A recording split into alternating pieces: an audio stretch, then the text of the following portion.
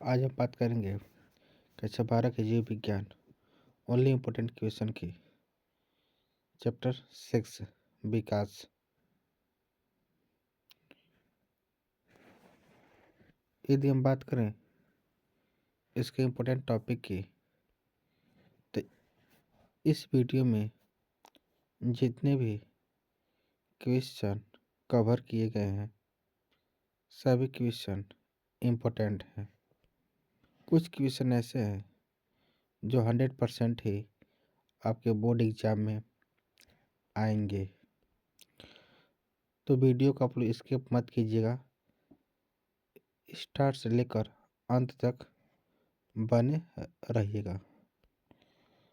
तो पहला प्रश्न है कि ब्रह्मांड की उत्पत्ति हेतु बिग बैंग सिद्धांत क्या है।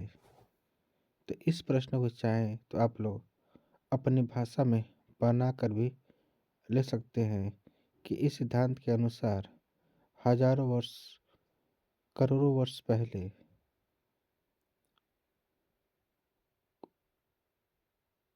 खाद्य पदार्थ अति तत्व कॉस्मिक धूल के बादल में पदार्थ तथा अति पदार्थ के मध्य भयंकर टकराव हुआ और भयंकर टकराव से विस्फोट हुआ, जिसके फलस्वरूप एक नए ब्रह्मांड की रचना हुई और इस सिद्धांत को ही हम लोग बिग बैंग सिद्धांत कहते हैं। ये प्रश्न आपके एग्जाम में 2 या 3 नंबर का आता है। यदि आप लोग कॉपी पेन लेकर बैठे हैं तो नोट करते चलेंगे। आगे बात करते हैं। हम बात करते हैं स्टैनली मिलर के प्रयोग का सचित्र वर्णन कीजिए।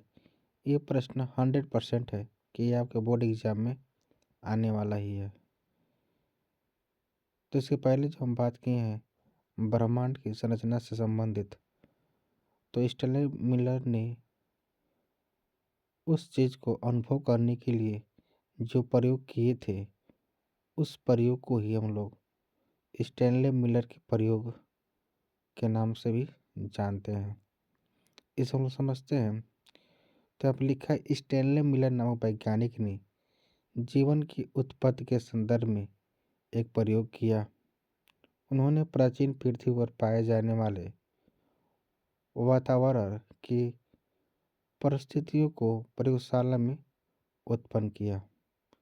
मिलर ने एक बड़े फ्लास्क में मीथेन, अमोनिया तथा हाइड्रोजन गैस को 2:1:2 के अनुपात में मिलाया और गैसीय मिश्रण को टंगस्टन के इलेक्ट्रोड द्वारा गर्म किया गया।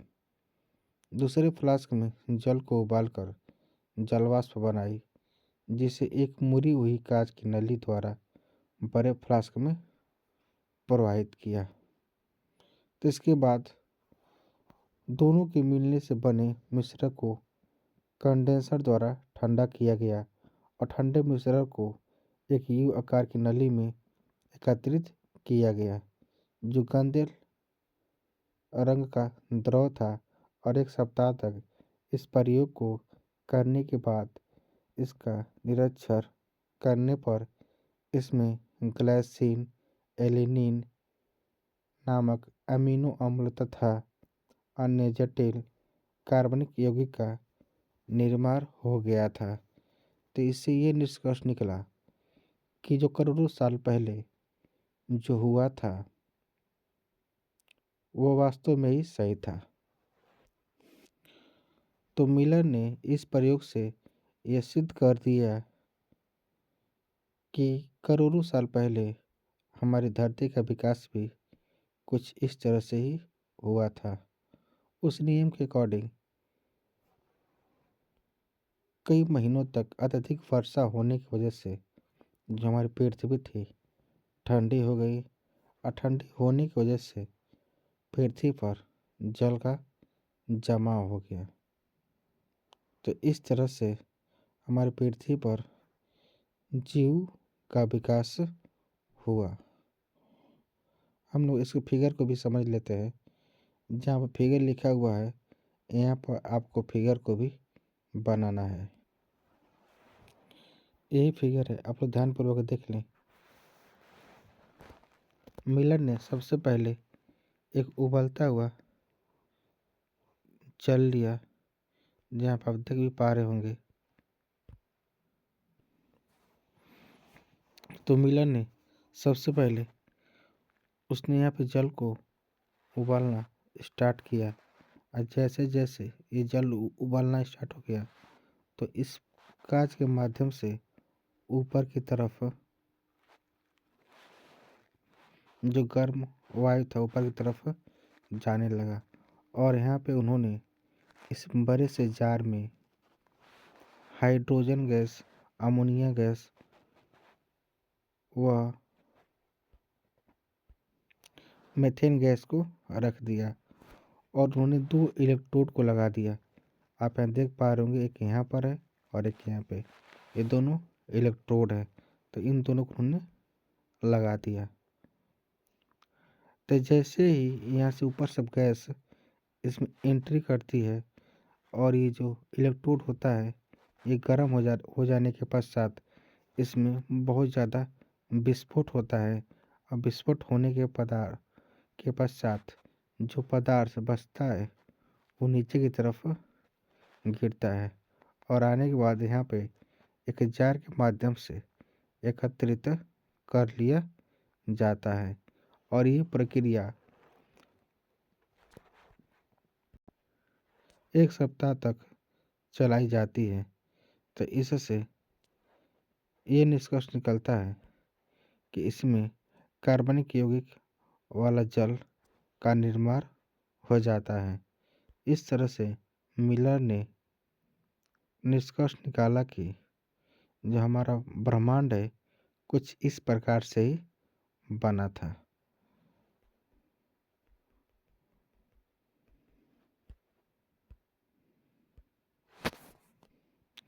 तो आप लोग फिगर को स्क्रीनशॉट कर लेंगे और इसे बना लेंगे। अब आगे चलते हैं। तीसरा प्रश्न है कि समजात अंक किसे कहते हैं, उदाहरण से समझाइए। तो ऐसे अंक जो रचना व उत्पत्ति में समान होते हैं लेकिन कार्य में भिन्न होते हैं, तो ऐसे अंक को समजात अंक कहते हैं, तथा इस घटना को समजातता कहते हैं। क्योंकि 2024 में पूछा था कि समजातता किसे कहते हैं, तो प्रश्न इस तरह से पूछ सकता है। ये 2 नंबर के आते हैं, जैसे कि सील हो गया, हेल के चप्पू हो गया, पक्षी के पंख हो गया, चमगादड़ के पंख हो गया, मनुष्य के हाथ हो गया। ये तो संरचना में एक जैसे ही होते हैं लेकिन सबका कार्य अलग अलग होता है। तो समजात का मतलब ही होता है समजात, जिनकी जाति समान मतलब एक जैसे होती है लेकिन कार्य उन लोग का अलग अलग होता है, तो उसी को हम लोग समजात अंग कहेंगे। ये भी प्रश्न वेरी वेरी इंपॉर्टेंट है। आगे बात करते हैं। चौथा, अवशेषी अंग किसे कहते हैं, उदाहरण से समझाइए। तो ऐसे अंग जो पूर्वजों में क्रियाशील व सक्रिय होते थे लेकिन उपयोग में न लाए जाने के कारण आधुनिक मानव में ये केवल अवशेष के रूप में शेष बच गए अथवा भविष्य में विलुप्त हो जाएंगे, तो ऐसे अंग को अवशेषी अंग कहते हैं। कहने का मतलब ये हुआ कि ऐसे अंग जो पहले पूर्वजों में क्रियाशील थी, काम में लाई जाती थी, लेकिन आज के ज़माने में मतलब आज के आधुनिक युग में उसे उपयोग में नहीं लाया जाता है, यानी वो अवशेष के रूप में बचा हुआ है, और आने वाले समय में धीरे धीरे वो विलुप्त हो जाएगा। क्योंकि ये प्रकृति का नियम है, जिन चीज़ों का आप उपयोग नहीं करेंगे धीरे धीरे वो नष्ट हो जाएगा।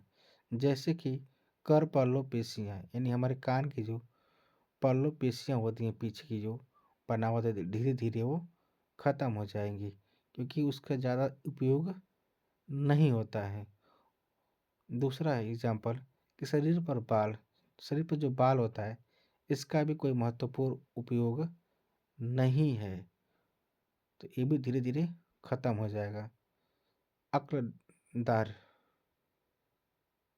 अकुरमुखी सेसिका, ऐसे बहुत से एग्जाम्पल हैं जो हमारी बॉडी पर हैं और आने वाले समय में इनका उपयोग न होने की वजह से धीरे धीरे यह विलुप्त हो जाएंगे। आगे बात करते हैं, लैमार्कवाद को समझाइए। 100% है कि आएगा, अनुपल्लिक विद्या 100%। तो हमने पहले ही बताया था वीडियो में आपको कुछ ऐसे प्रश्न मिलेंगे जो 100% आएंगे, तो आपको इससे किसी भी तरह से मिस नहीं करना है। इसे समझाते हैं। तो लैमार्कवाद में दो सिद्धांतों का समावेश किया गया है। पहला है अंगों का उपयोग तथा अनुप्रयोग। तो लैमार्क के अनुसार कोई भी जीव प्रकृति में जिस अंग का अधिक क्षमता के साथ उपयोग करता है उस अंग का अधिक विकास व वृद्धि होता है, तथा जिस अंग का उपयोग नहीं होता है वो धीरे धीरे विलुप्त हो जाता है। उदाहरण के लिए जिराफ और सर्प। तो इसे समझाते हैं। यानी लैमार्क ने बताया था कि धरती पर जितने भी जीव होते हैं, यदि वह अपनी अंग का अत्यधिक उपयोग करेंगे तो उस अंग का अत्यधिक विकास होगा, और जिस अंग का उपयोग वो नहीं करेंगे तो उनका विकास नहीं होगा और वो धीरे धीरे विलुप्त हो जाएंगे। उदाहरण के तौर पर उसने जिराफ और सर्प का उदाहरण दिया। कभी कल प्रश्न बनता है कि लैमार्कवाद के जिराफ व सर्प के उदाहरण को समझाइए। तो जिराफ, तो पहले बताया जाता है कि करोड़ों साल पहले यूरोप के जंगलों में जो जिराफ थे वह एक भेड़ हिरन के आकार के थे।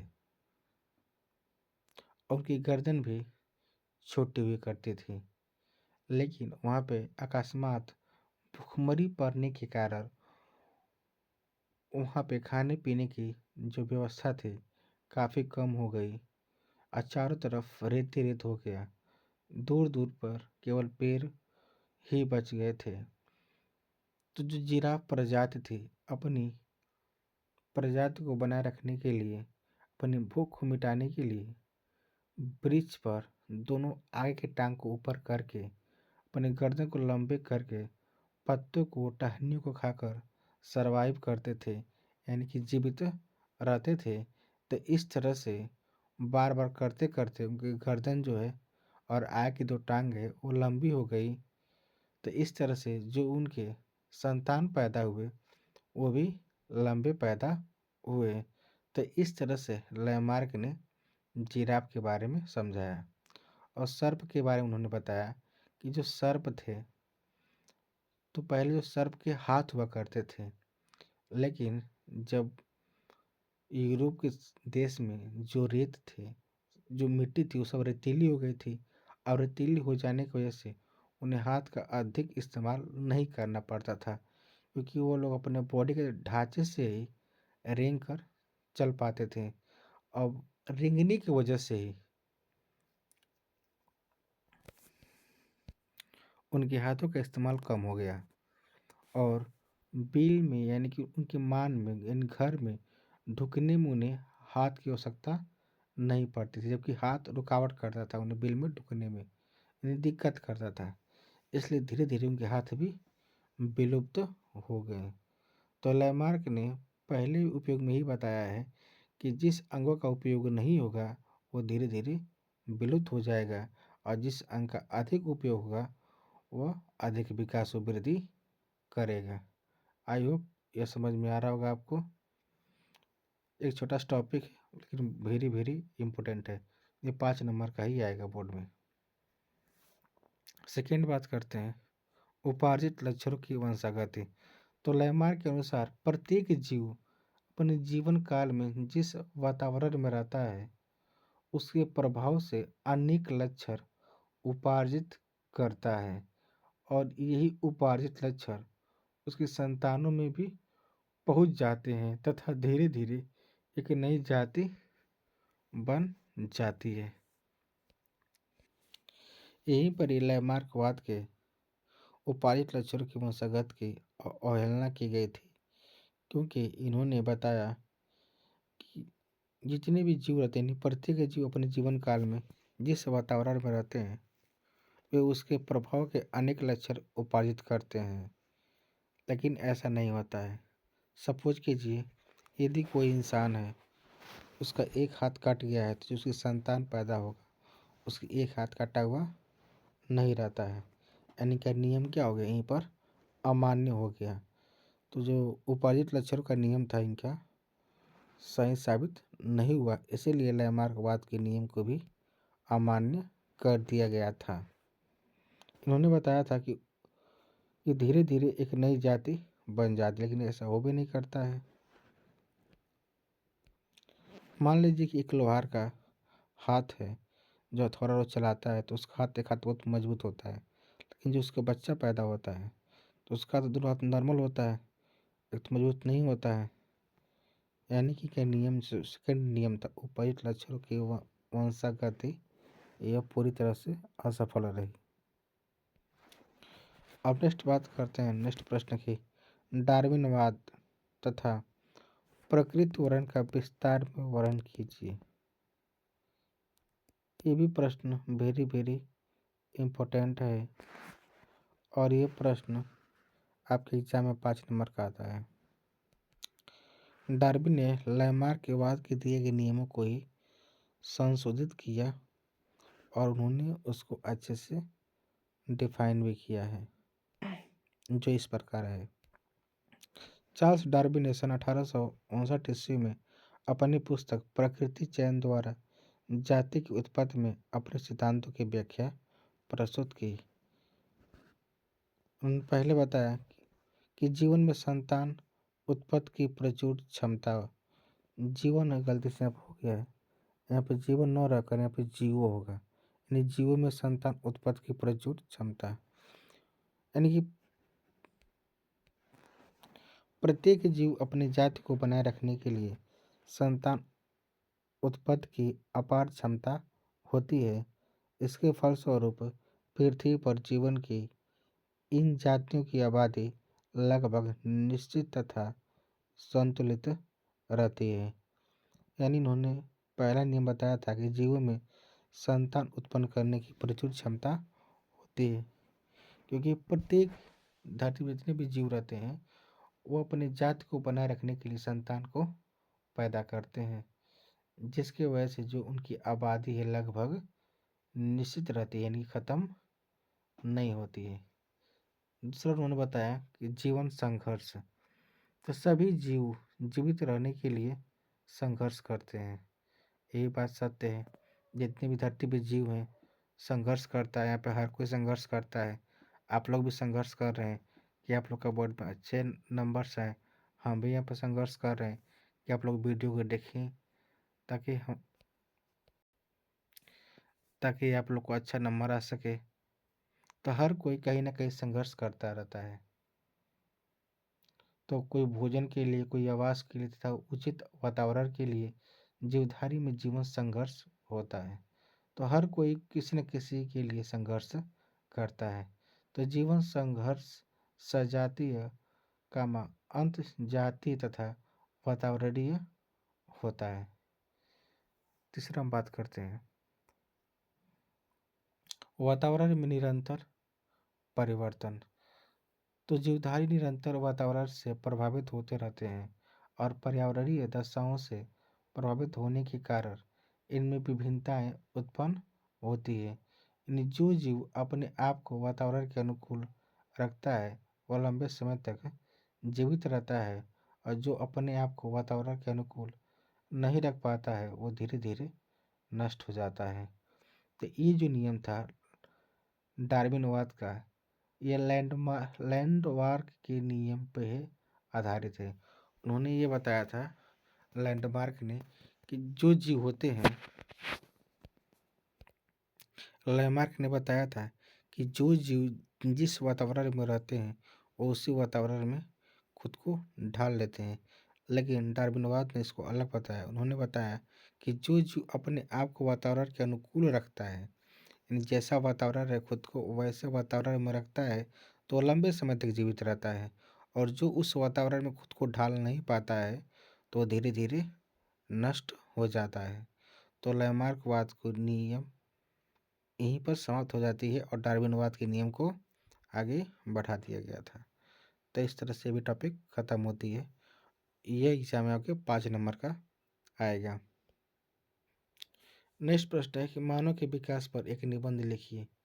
ये प्रश्न आपके एग्जाम में 5 नंबर का आएगा और ये 100% एकदम श्योर है कि एग्जाम में आएगा और ये हर बार ये आता है और हमेशा कभी 1 नंबर कभी 2 नंबर का आता रहता है और इस प्रश्न से 5 प्रश्न बनते हैं।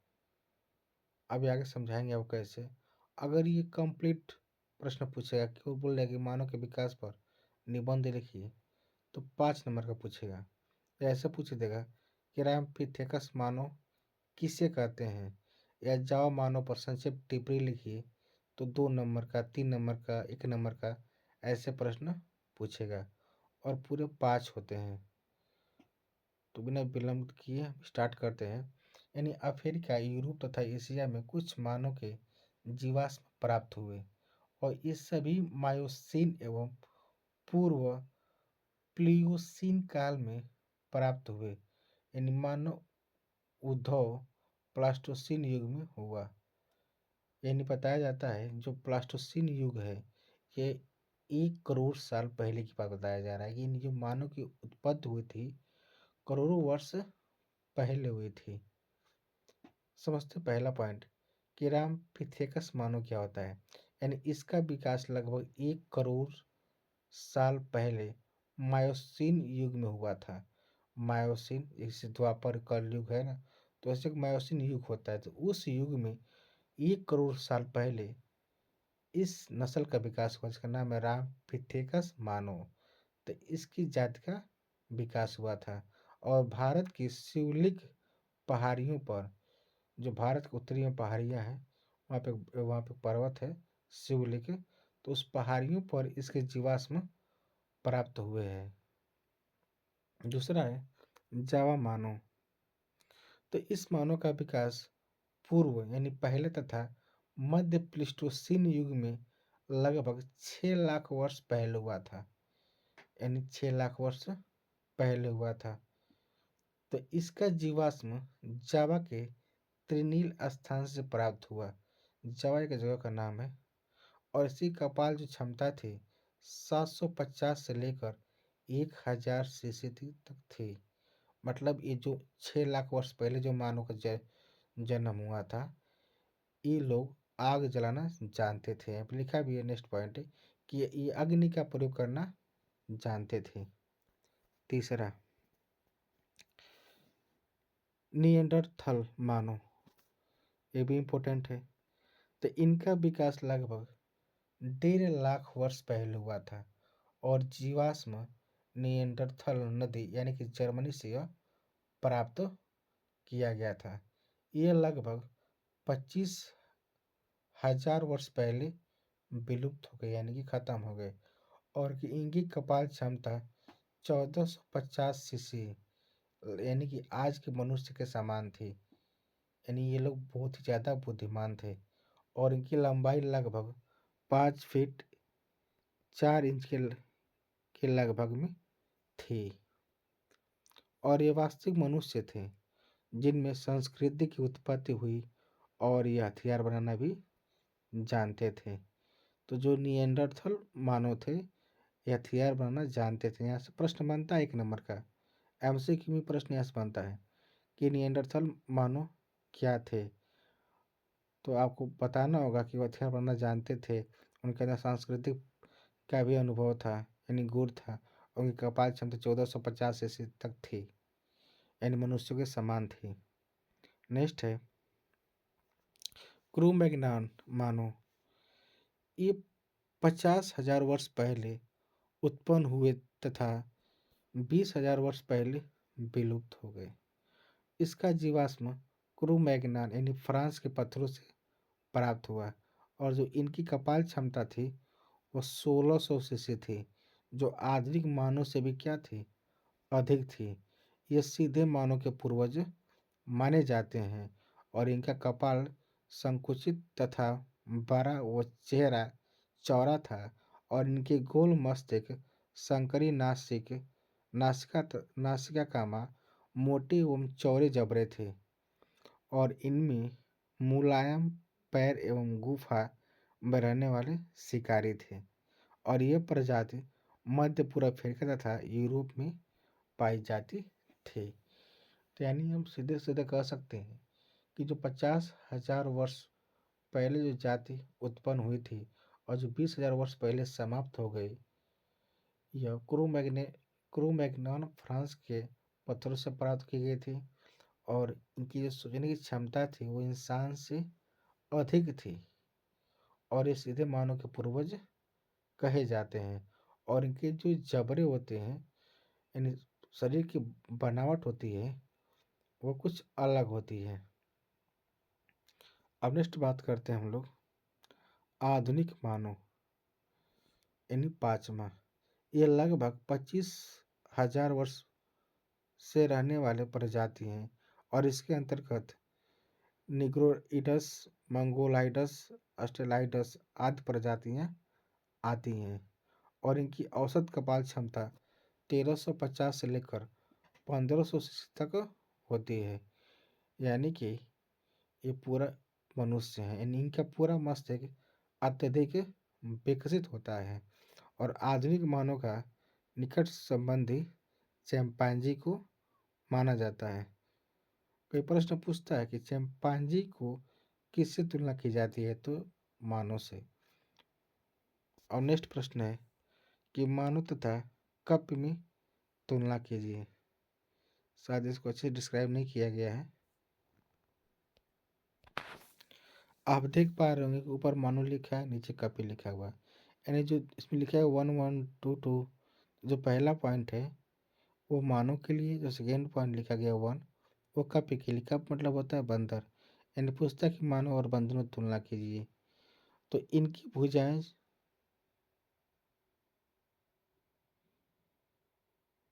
छोटी होती हैं और कपि की, बंदर की, इनकी भुजाएं लंबी होती हैं। दूसरा पॉइंट, मानव में ये सीधे 2 पैरों पर खड़े हो जाते हैं और कपि में ये 4 पैरों पर संतुलन में होते हैं। तीसरा पॉइंट कि मादा में एलन का विकास लगाई होती है और इसमें स्तन का विकास, मतलब मादा के स्तन का विकास नहीं होता है। मानव में उनकी कपाल क्षमता 1450 सीसी होती है और बंदर की कपाल क्षमता 750 सीसी होती है। तो यहाँ तक यह आपका चैप्टर था जो कंप्लीट होता है। आई होप वीडियो समझ में आपको आया होगा। Thank you. हाँ, यदि नए हो तो सब्सक्राइब कर देना और वीडियो को लाइक भी कर देना।